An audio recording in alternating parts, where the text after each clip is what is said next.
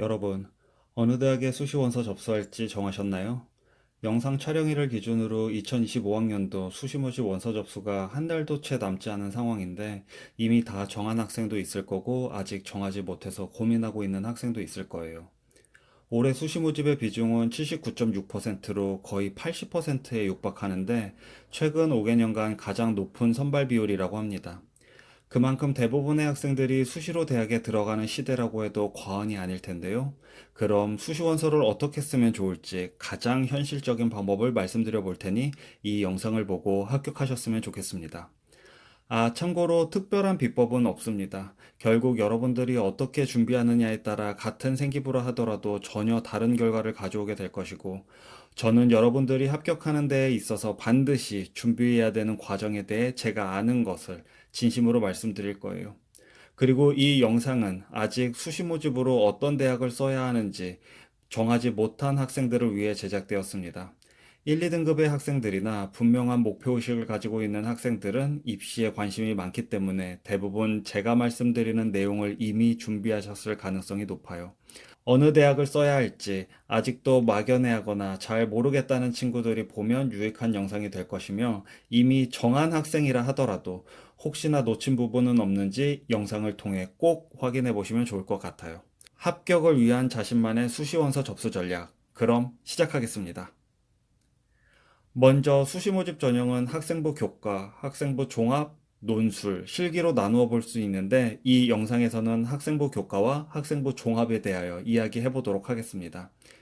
일단 학생부 교과로 쓸 것인가 아니면 학생부 종합으로 쓸 것인가 정해야 할 텐데, 그러기 위해서는 자신의 생활기록부, 즉 생기부의 석차 등급뿐만 아니라 세특, 창체, 행발 등의 기재 내용 및 진로 선택 과목의 수강 여부를 잘 검토해야 합니다.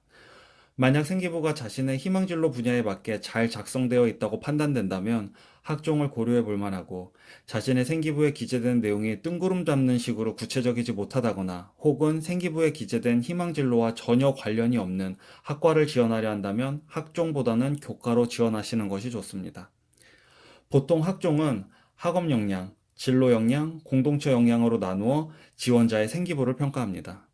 이때 진로 역량은 매우 중요한 평가 요소 중 하나이며, 실제 학업 역량이 더 우수한 학생이라도 진로 역량이 부족해서 떨어지는 경우가 있으며, 이는 전형의 본질을 제대로 이해하지 못한 결과라고 할 수 있습니다. 이 부분에 대해 조금 더 이야기해보자면, 그럼 나의 생기부가 잘 작성된 것인지 경쟁력이 있는 것인지 어떻게 판단할 수 있을까요? 많은 학생들이 자신의 생기부를 볼 때 막연하게 기재되어 있는 분량으로만 판단하거나 혹은 무조건 희망진로와 연계되어 작성되었는지를 판단하는 경우가 많은데, 셀프 생기부 컨설팅의 가장 좋은 방법은 자신이 지원하고자 하는 대학의 학생부 종합전형 가이드북을 활용하는 것입니다.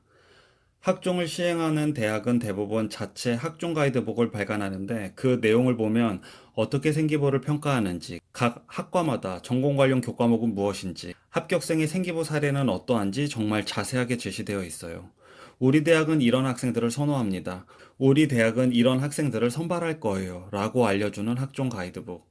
결코 대충 봐서는 안 되겠죠? 한 개 대학의 학종 가이드북을 보는데 집중해서 하루 3시간 정도면 충분하고, 두세 개 대학의 학종 가이드북을 읽다 보면 학생부 종합은 어떤 전형이라는 것이 머릿속에 그려지실 거예요. 반드시 꼭 스스로 읽어보셔야 합니다. 담임 선생님, 부모님, 혹은 입시 컨설턴트가 해주기를 바라지 말고 직접 읽어보세요. 앞으로 여러분들이 4년간 다녀야 하는 대학을 정하는 중요한 일이며, 어떤 대학을 졸업했는지는 여러분들 인생에 직간접적으로 영향을 미치는 매우 중요한 인생의 포인트예요. 그런데 그걸 전적으로 타인에게 맡기시겠다고요? 갑자기 너무 거창하게 이야기하는 것처럼 느끼시겠지만, 여러분들의 인생은 여러분들의 것이잖아요. 도움을 받을 땐 도움을 받더라도 기본적인 것은 반드시 자기 스스로 해야 합니다. 가이드북에는 여러분들이 궁금해할 법한 내용들이 거의 다 수록되어 있습니다. 많은 학생들이 궁금해하는 것 하나만 예를 들어 보자면, 2학년 때 진로를 변경했는데 혹시 불이익이 있을까요? 라는 질문을 정말 많이 하세요. 대부분의 대학에서는 학생들의 진로가 여러 경험을 하는 과정에서 변경될 수 있다는 그 가능성을 염두에 두고 있습니다. 단, 어떤 계기로 인하여 진로가 바뀌게 되었는지 그 타당성이 설득력 있어야 할 것이며 바뀐 이후 어떤 탐구를 통해 배움의 과정을 거쳤는지 판단할 것입니다. 그렇다면 진로를 변경해도 학종에서 불리한 점이 없다는 건가요? 라고 물으신다면 제 개인적으로는 당연히 불리하게 작용될 여지가 있다라고 말씀드릴 거예요. 학생들이 진로를 변경할 수 있다는 점을 대학에서 감안해 준다고 해서 결코 오해해서는 안 되는 점이 있어요. 유사한 학업 성취 수준을 보이는 두 명의 학생 중 한 명은 1학년 때부터 꾸준하게 자신의 희망 진로를 준비해온 학생이 있고 다른 한 명은 중간에 희망 진로를 바꾼 학생이 있다고 가정한다면 여러분들은 누구를 뽑으시겠어요?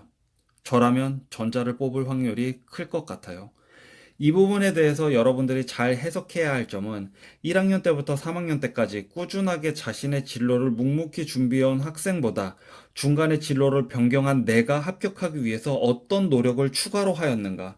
변경한 진로의 범위가 계열 안에는 들어오는 변화인가? 만약 들어오지 않는다면 나는 그에 따른 노력을 추가로 진행하였는가? 예를 들면 언어와 사회 과목을 중요시하는 인문 계열을 희망해 오다가 언어 사회뿐만 아니라 수학 과목도 중요시하는 상경 계열로 진로를 변경했다면 이에 맞게 수학 과목에 대한 성취 수준 및 세특의 내용도 적절하게 채워져 있는지 면밀히 검토해 봐야 할 것입니다. 물론 진로를 변경하기 전 전공 관련 과목의 성취 수준도 살펴봐야겠죠.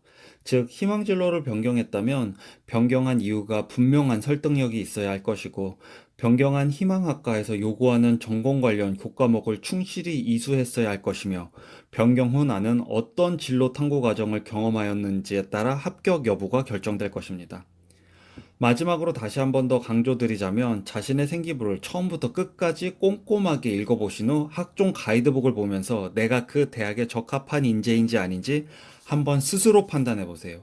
그리고 그 과정에서 고민이 되거나 이해가 되지 않는 부분이 있을 경우 그때 부모님이나 담임 선생님께 도움을 구하신다면 훨씬 더 구체적이면서도 현실적인 조언을 얻으실 수 있을 거예요. 만약 주변에 도움을 구하기 어려운 분들은 이 영상의 댓글로 질문을 남겨주신다면 제가 아는 범위 내에서 최대한 정성껏 답변을 드리도록 하겠습니다. 자, 이제 자신의 생기부가 학생부 종합에 적합한지 여부를 판단하셨다면 다음은 학생부 교과에 대해 알아보도록 할게요.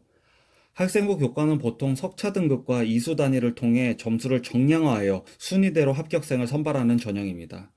학생부 교과는 어떻게 성적을 산출하는 전형이냐에 따라 합격의 당락이 좌우된다고 볼 수 있어요.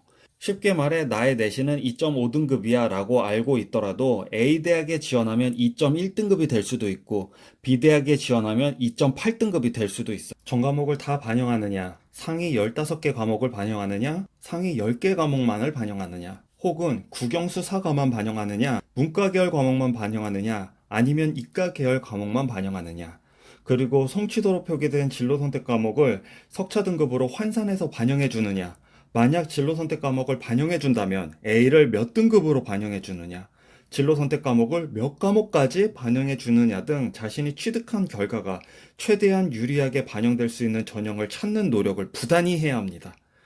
누군가가 여러분들에게 이 대학이 너에게는 안정이고 이 대학이 소신이야. 그리고 이 대학은 상향이야. 이렇게 쓰는 것이 좋겠다. 라는 말을 그대로 믿고 지원하지 마세요. 무시하라는 것이 아니라 반드시 자신이 확인해 봐야 한다는 거예요. 그 대학이 왜 안정이고, 왜 소신이고, 왜 상향인지 직접 확인해 봐야 합니다. 지금 우리가 해야 할 일은 내가 얻은 성적을 가지고 최대한의 효과를 거두는 것이잖아요. 나는 국영수사가 뿐만 아니라 음악, 미술, 체육, 제2과목 등 전과목 고르게 성적이 좋아. 그러니까 전과목을 반영하는 대학이 유리하겠어.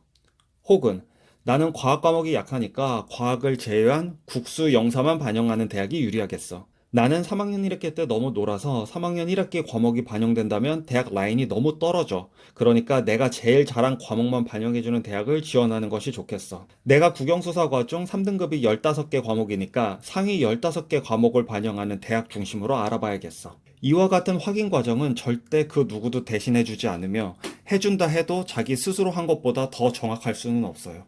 자신이 목표하고 있는 대학 중 가장 유리하게 점수를 도출할 수 있는 전형을 확인해 보신 후 그 점수 산출 방법으로 내 점수가 몇 등급인지 더 정확하게는 환산 점수가 몇 점인지 도출해 보세요. 자동 성적 산출 방법은 각 대학 입학처 홈페이지에 들어가 보면 다 있습니다. 그리고 해당 대학의 최소 3개년 입시 결과, 최소 3개년 입시 결과와 비교해 보면서 합격 가능성을 판단해 보는 겁니다. 여기서 입시 결과를 보실 때 자신의 점수가 최종 합격자 또는 최종 등록자 기준 50% 컷 이상의 점수를 보유하고 있다면 적정이라고 볼 수 있으며 70% 컷에서 최종 컷 사이라면 소신 지원, 최종 컷보다 낮다면 상향 지원이라고 개인적으로 생각하고 있어요. 이것을 분석할 때 고려해야 할 점은 입시 결과의 추이가 어떠한가, 즉 인기학과라서 혹은 선호도가 올라가는 대학이라서 입결이 지속적으로 오르는 추세라면 올해도 어느 정도 오를 것까지 예상해서 원서 접수 전략을 세워야겠죠. 또한 올해 성적 산출 방법이 작년의 성적 산출 방법과 동일한가, 자신이 지원하고자 하는 학과의 모집 인원에는 변동이 없는가, 뿐만 아니라 농어촌 등 모집 인원이 3명 미만으로 매우 적게 선발하거나 작년에 미달된 경우 입결은 그대로 믿어서는 안 되고 역시 마찬가지로 최소 3개년의 입시 결과를 보고 그 데이터의 신뢰성을 확인해 보셔야 합니다. 이렇게 알아본 데이터를 토대로 어떤 대학의 어떤 전형으로 어떤 학과를 써야겠다는 목표를 분명히 하셔야겠죠. 근데 여기서 자신이 처한 환경과 성향에 따라 전략이 달라질 수밖에 없을 거예요. 예를 들면 내신보다 모의고사 성적이 더 괜찮아서 정시를 목표하기 때문에 수시는 상향으로만 지원하려는 학생도 있을 거고, 비록 정시를 준비하지는 않지만 재수를 불사하더라도 나는 내가 입학을 희망하는 대학을 소신 이상으로 상향해서 써볼 거야 라는 학생도 있을 거고, 또 나는 재수하기는 싫고 수능 보기도 싫어, 무조건 이번 수시에 올인할 거야 라는 학생 등 각자의 위치에 따라 그 전략이 상이할 수밖에 없기 때문에 상향으로 몇 장 써라, 소신으로 몇 장 써라, 안정으로 몇 장 쓰라고 정하는 것은 크게 의미가 없다고 생각해요. 하지만 그래도 저는 안정으로 3장 정도 쓰고 가능성이 어느 정도 있는 소신과 상향을 3장 정도 쓰는 것이 어떨까 조심스럽게 말씀드려 봅니다. 즉, 내 점수가 지원하고자 하는 대학의 50% 컷보다 높다고 하는 곳 3장, 그리고 70% 컷에서 최종 컷 사이를 2장, 최종 컷보다 내 점수가 낮지만 그래도 이 대학을 안 쓰면 정말 평생 후회할 것 같아 라는 곳 1장을 지원하는 것이 가장 이상적이지 않겠나 생각해 봅니다. 자신의 환경과 성향에 따라 상향, 소신, 안정을 각각 몇 장 쓸지 전략적으로 고민해 보시기 바랍니다. 마지막으로 소신이나 상향으로 쓸 때 면접으로 변수를 만들어 보는 것도 하나의 방법입니다.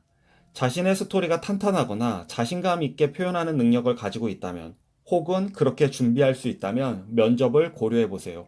또한 안정 지원의 경우 확정적이니까 수시 접수 기간 초반에 지원할 수 있지만, 소신이나 상향 지원의 경우 경쟁률에 따라 눈치 싸움을 해보고 싶다면 추가로 상향 리스트를 만드셔서 마감 당일 정해진 대학의 경쟁률을 확인해 보면서 지원하시기 바랍니다. 그리고 대학에 따라 중복 지원, 즉 동일 대학의 전형을 달리하여 2개 이상의 전형을 쓰는 것도 가능하니, 혹시 특정 대학이나 특정 학과의 분명한 목표의식과 어느 정도 합격 가능성을 확인하셨다면 중복 지원도 고려해 보실 만합니다. 최저 학력 기준의 경우도 자신의 모의고사 성적에 따라 고려해 보시기 바랍니다. 지금까지 드린 말씀을 요약해 보자면 결국 자신에게 가장 유리한 전형을 스스로 찾아야 합니다. 그 누구도 대신해 주지 않아요. 앞으로의 인생을 정하는 매우 중요한 순간이며, 자신의 상황을 가장 잘 아는 사람은 바로 자기 자신이잖아요. 자신의 생기부가 잘 작성된 것인지 판단하고 싶다면 입학을 희망하는 대학의 학종 가이드북을 정독하고 그 가능성을 가늠해 보세요. 학생부 교과는 어떤 과목을 몇 개 반영하는지, 성취도로 표기되어 있는 과목을 석차 등급으로 변환해서 반영해 주는지, 반영해 준다면 몇 개 과목을 반영해 주는지 확인해보고 반드시 점수 산출 방법을 통해 자신의 점수를 도출해보세요. 그리고 최소한 3개년 입시 결과와 비교해보면서 상향인지 안정인지 소신인지 판단하세요. 그리고 지원하고자 하는 대학마다의 성적 반영 방법과 그로 인해 도출된 자신의 점수, 그리고 3개년 입시 결과를 A4 용지 1장 분량으로 리스트를 만들어서 지원하기 전 담임선생님 그리고 부모님과 반드시 상담하라고 조언해드리고 싶어요. 스스로 준비하는 것이 정말 너무 중요하지만 인생의 중요한 선택을 하는 순간이니만큼 반드시 인생을 먼저 살아본 인생 선배님들과 그 내용을 함께 고민해 보시기 바랍니다. 지금까지 수시원서를 어떻게 쓰면 좋을지 이야기를 나눠보았는데요. 자신에게 맞는 대학이 어디일지 막연하게 고민하고 있던 학생분들에게 도움이 되셨길 바랍니다. 앞으로도 저는 여러분들의 온라인 담임 선생님으로서 면접, 공부 방법 등 입시뿐만 아니라 진로, 취업 등도 함께 고민하면서 원하는 목표를 이루실 수 있게 제 성공 혹은 실패 경험을 공유해 드릴게요. 구독과 좋아요는 영상을 제작하는 데 큰 도움이 됩니다. 지금까지 시청해 주셔서 정말 감사합니다. 입학하기를 희망하는 대학에서 여러분들의 꿈과 열정을 펼쳐보시기 바랍니다.